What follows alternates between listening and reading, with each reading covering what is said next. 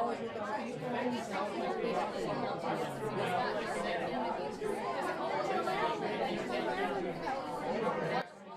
alaikum warahmatullahi wabarakatuh. How's it going? Things are good, things are good. No questions from anybody, just something on my mind. Something that's been on my mind for a long time.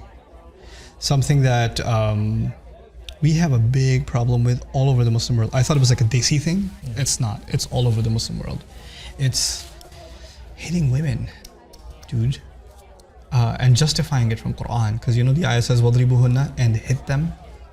And so using that to say, well, you're obviously allowed to hit women. And when I started looking up this subject, I wasn't satisfied with stuff that I read. It just didn't add up. So I decided to keep on digging. Until a couple of years ago, I went to, I still remember, Professor Abdul Halim in Oxford. And I sat with him and I took my Quran questions to him, and this was one of them. Help me understand this ayah. Right? And I want to tell you, I want to share with you what I learned from him and my own thoughts on it. But before I do, you know, most of the time when we talk about this ayah, we're like explaining this to non-Muslims. Yeah. Which is so ingenuine, dude. We need to have a conversation about this with Muslims. Yeah. This is our faith. This is our book. This is what we believe. I believe every single ayah is perfect. Every single ayah could not be any better than it is. It's the most beautiful gift of Allah on this earth. No ayat should be considered a curse. No ayat should be considered negative, or, you know, why is that here? Yeah. Because if you even question why is this here, you're questioning the idea of Allah revealing Himself. Like the idea of Allah sending revelation, the greatest gift ever given. Ar-Rahman allama al-Quran. The unimaginably merciful is the one who taught the Quran. Like, even if you question or you think less of one ayah, what good is your iman? Where'd it go? So protecting the integrity of this ayah, to me, is like fundamental. Because if, you know, and Muslim women, many Muslim women I've met have a problem with this ayah. And their concern is legitimate. But to have a problem with an ayah and you're Muslim, there needs to be something resolved here. Because you can have, I have a problem understanding this ayah, which is a little bit different from, actually no, it's a world different from, I have a problem with this ayah. You know, that's a crime. That's just, I mean, that's about faith itself, you know? But how does one understand it? That's the thing, right? Let's help people understand it. So first and foremost, every surah is perfect. No ayah, you cannot take an ayah out of a surah, put it in a different surah. That's the first thing, right? So this belongs to Surah An-Nisa. This means it does not belong in Surah Al-Ma'idah or Tawbah or Baqarah, or it belongs in Surah An-Nisa. And Surah An-Nisa is a perfect conversation orchestrated by Allah, intended as such. In other words, the first thing when we understand an ayah is which surah is it placed in, what conversation is it a part of. So Surah An-Nisa has a number of legal instructions. It talks about another big subject for a lot of people, polygamy. It talks about inheritance law. It talks about the punishment of adultery. It talks the early punishments for adultery, at least. It talks about exceptional cases. It talks about who is it haram for you to marry. Now, you know what all of those things have in common? Every one of them, when Allah talks about them, He talks about the most unusual cases. That's the common thread that ties all of these together, the most unusual cases. First unusual case, if you were raising 4 girls as orphans, and they gained a certain age, and they're not your mahram, they're not part of your family, you're allowed to marry one of them, or 2 of them, or 3 of them, or whatever. Is that a usual case? Somebody raising 4 orphan girls? Or even polygamy, when it's talked about, which is a separate subject, it's talked about in the most unusual circumstance. You see what I'm saying? Even more unusual. Like, it's uncomfortable even to listen. حُرِّمَتْ عَلَيْكُمْ أُمَّهَاتُكُمْ وَبَنَاتُكُمْ وَخَالَاتُكُمْ. Your mothers are haram for you to marry.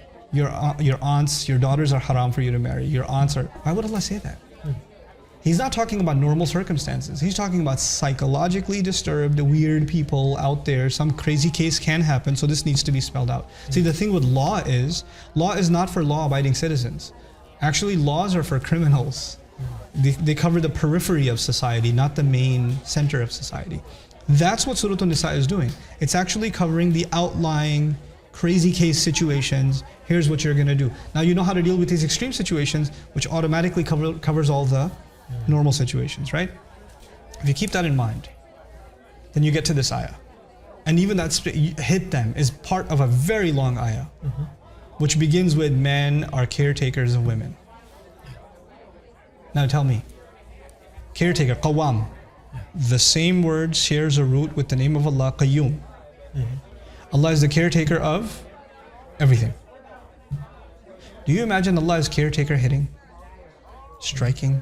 No. Is that part of His care? No. That's not the thought that comes in your mind when you think of taking care. It's already being negated as the ayah begins. And what are they authority in what sense? قَوَّامُونَ عَلَى النِّسَاءِ بِمَا فَضَّلَ اللَّهُ بَعْضَهُمْ عَلَى بَعْضٍ. Because Allah gave some preference over others. Allah did not say because Allah gave men preference over women. He could have said that, it's His words. He could have said بِمَا فَضَّلَ اللَّهُ الرِّجَالَ عَلَى النِّسَاءِ أو بِمَا فَضَّلَهُمُ اللَّهُ عَلَيْهِنَّ. He could have said it because Allah preferred men over. He said because Allah gave some preferences to some over others. In other words, women have certain things they have preference in, so Allah gave them certain benefits, and men were given certain benefits. And in this case, men have been given the responsibility of maintaining women. Okay, fine. وَبِمَا أَنفَقُوا مِنْ أَمْوَالِهِمْ. And because of what they spend from their money. فَالصَّالِحَاتُ قَانِتَاتٌ حَافِظَاتٌ لِلْغَيْبِ بِمَا حَفِظَ اللَّهِ. Then good women are subservient to Allah. I'm adding to Allah because that's what qunut is used in the Quran. It's not subservient to their husbands. It's qunut everywhere in the Quran, like dua al-qunut. Qaniteen, qumu lillahi qaniteen, is every time it's used for Allah. How are you going to say now it's being used for husbands? Good women are subservient to Allah. Hafizatun lil ghayb, guarding, they're guardians of what is in the unseen, meaning they guard their dignity and they guard their faith, even when their husband's not around. Hafizatun lil ghayb, that's one of the meanings. There are other meanings too. Bima hafidhullah, on account of what Allah decided that should be guarded. Then He says, now, by the way, so far, they're obedient to Allah and they guard the chastity of the marriage and their own chastity. They guard the integrity. They don't cheat on their husbands, basically. Okay? Now He says, وَاللَّاتِي تَخَافُونَ نُشُوزَهُنَّ. And as for those from whom you are afraid of their uprising. That's the next part. Now, I asked Professor Abdul Halim, what is this uprising? Because this uprising is used later on in the surah when a man is abusive to his wife. So a man potentially hitting his wife or hurting her or going against her in some aggressive way, that's also nushuz. Okay? وَإِنْ إِمْرَأَةٌ خَافَتْ مِنْ بَعْلِهَا نُشُوزًا. If a woman was afraid from her husband of an uprising, meaning some kind of outrageous behavior. The question though is, what is outrageous behavior for women? Now some people say outrageous behavior for women is, I asked her to put 2 spoons of chai, she put 3. Idrazra. That's nushuz, Quran says, that's an uprising. Or she raised her voice. So I asked Professor Abdul Halim, what is nushuz? And he's like, you know the ayah, it has a contrast. Here are good women, and here are women that have an uprising. Which means they do the opposite of what good women do. Good women are subservient to Allah. This woman has now started defying Allah. Good women are loyal to their husbands. This woman is now what? Cheating on her husband. And the husband says, Allah says to the husband, if you're afraid that she's doing this, not that she is doing it, but you're afraid that she's doing it. She hasn't done it yet, but he's developing a fear and it's getting bigger and bigger. And وَاللَّاتِي تَخَافُونَ as opposed to khiftum, not you were afraid, but you continue to be afraid. In other words, he's getting suspicious and he's getting more suspicious, he's getting more suspicious. It's lingering, he notices things about her that he's like, what's going on here? And so he said, Allah says, فَعِظُوهُنَّ, then give them advice. Listen, something's happening. Why are you going out late at night with makeup on? Or what's going on? Tell me what's going on. I need to know. Try to counsel them. Doesn't work. You tried it regularly, didn't work. وَهْجُرُوهُنَّ, leave the bed. Abandon them. Fil madaji', in the beds. Don't sleep with them. You're disgusted by what you know is, the fear is growing. You haven't seen anything, but the fear is growing. It's gotten really, really bad. Now it gets to the worst case. The worst case is she's actually caught. He sees her with another man. Something crazy. And he sees this and he loses his mind. And what does he do? He hits her. By the way, let's take Muslim out of this. Some dude, not even married, with his girlfriend, he sees another man. What did you do? Yeah. Is that a natural well, a girl would do it, a guy would do it. Yeah. Snaps. You snap. Now he hit her, or he pushed her, something he did, and he feels bad. Yeah. How could I have done that? Allah says, I'm giving you license in that crazy case. I'll let you get away with that one. At the, if you look at the, and by the way, when I discussed this, Professor Abdul Halim, right? Remarkable Quran scholar. He's the one sharing this with me, and I'm like, whoa, I ain't never heard that before. So that night, I had dinner with a bunch of scholars, traditional scholars. I'm not going to name them. I don't want to blast anybody. And I was the only dressed like a kafir and they're all traditionally dressed ulama, and so I was like, let's stir up some trouble around here. So I was studying the ayah about hitting women with Professor Abdul Halim this morning. And they're like, really? What did he say? And I shared this with them. And this is actually it's restricted only to a case of repeated and perpetual infidelity from a wife, and it drives the man nuts, and then he eventually ended up losing his cool. And Allah says, people get killed over this sort of thing, by the way. And by the way, hitting, then comes the sunnah. How much can you hit? How can you hit? The Prophet ﷺ, the sunnah will dictate that you can't actually hit hard ever. Yeah. You can't ever, hit in a way that even the skin would turn red and tap or whatever. That's a separate problem. But this is restricted to the craziest case. It's not the norm. It's not the norm. So I said that. That is not the norm. That is the exception. And to use that as a norm is a crime against the Quran. How'd it go? I'm expecting fireworks. Yeah. The senior guy among them, you know what he says? Makes sense. We believe that too. Oh, wow. And I was like, no. You do? He goes, of course. I was like, why don't you ever say it? I literally just called him out. I couldn't help myself. Why is this the first time I'm learning this? Yeah. And he says, people aren't mature enough to learn these things yet, and they won't be able to, people might take advantage of it. And I was like, seems like that is disturbing, Sheikh man. Because your job is to clarify the religion for people. Yeah. And now you're going to decide what's in their best interest and keep. It's just messed up. But there are other interpretations. Now don't even hit them, just go away from them. Yeah. I'm not as convinced of them from linguistics perspective. Right? Mm-hmm. But from the context. Now here's the thing. فَإِنْ أَطَعْنَكُمْ, if they start obeying you. The question is, if you think your wife is cheating on you, why don't you just leave her? Yeah. Because ayat in the Quran are there. If you think she's, you can accuse her, you can do. Now if you accuse in a Muslim society, then you're going to accuse and they're going to go to court and the entire family will be humiliated and she might even be executed, whatever. Yeah. Proceedings are going to happen. And if she doesn't want to admit to it, she'll have to declare that Allah's curse should be on her if she's lying. Mm-hmm. Do you hate her that much that you want Allah's curse to be on her forever? And maybe there are kids involved, there's other family involved, there are emotions involved. Maybe you don't want to leave her. Maybe you want to move on from this incident. So he says, if they start obeying you, then don't make a case against them again. فَإِنْ أَطَعْنَكُمْ فَلَا تَبُغُوا عَلَيْهِنَّ سَبِيلًا. Start over. Don't bring it up again. Move on. If you're gonna move on, then you better move on. Wow. Don't ever bring it up again. إِنَّ اللَّهَ كَانَ عَلِيًّا كَبِيرًا. Allah is the ultimately high.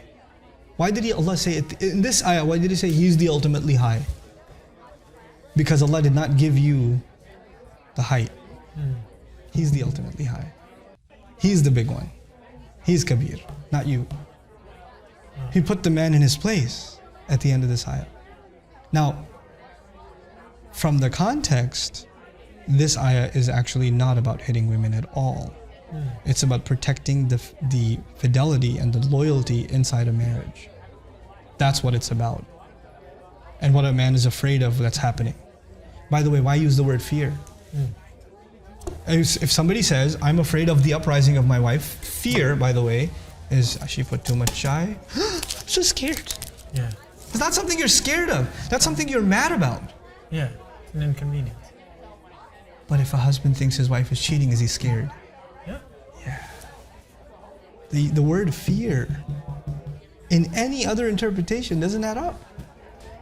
How are you afraid that she leaves the bathroom door open? How are you afraid that she raises her voice? That has nothing to do with fear. Yeah, that's actually a position of power. That's a position of power. And the position of power has been taken away at the end. Can you imagine how much abuse of Allah's word is being done in His name? And then look, it began with qawamun, right? Caretakers, which already tells you, why would you hit someone when you're their caretaker? And then ayat right after, oh, wa'budu Allah wa bil walidayni ihsanan wa bidhil qurba wal jari dhil qurba wal jari dhil. Oh, what?